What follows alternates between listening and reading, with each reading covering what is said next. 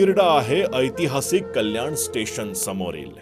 कल्याण वासियांच्या स्वागतासाठी ही दुर्गंधी 12ही महिने तैनात असते. कल्याण वासियांच्या सेवेत असणारे रिक्षा चालक या कचऱ्यामुळे चांगलेच वैतागलेत.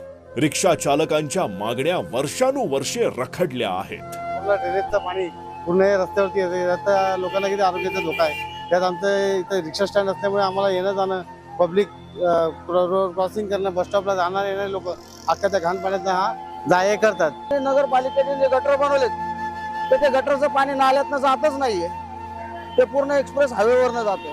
आता ते समस्याचं आणि ते आमदार होते तर साहेब तुम्ही आता हे दिसतंय ना तुम्हाला इथं जे काही येते समोर, त्यांचं जर कधी लक्ष असतं तर तुम्हाला आमची बाईट घेण्याची वेळच नसते आली.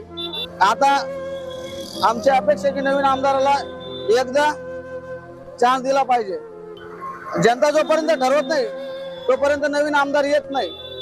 मग तोच आपला जुना आमदार आणि त्याच आपल्या समस्या. शिवसेना उद्धव बाळासाहेब ठाकरे गटाचे कल्याण पश्चिमचे उमेदवार सचिन बासरे यांनी या समस्या सोडवण्यास आपले प्राधान्य असेल असे वचन त्यांना दिले.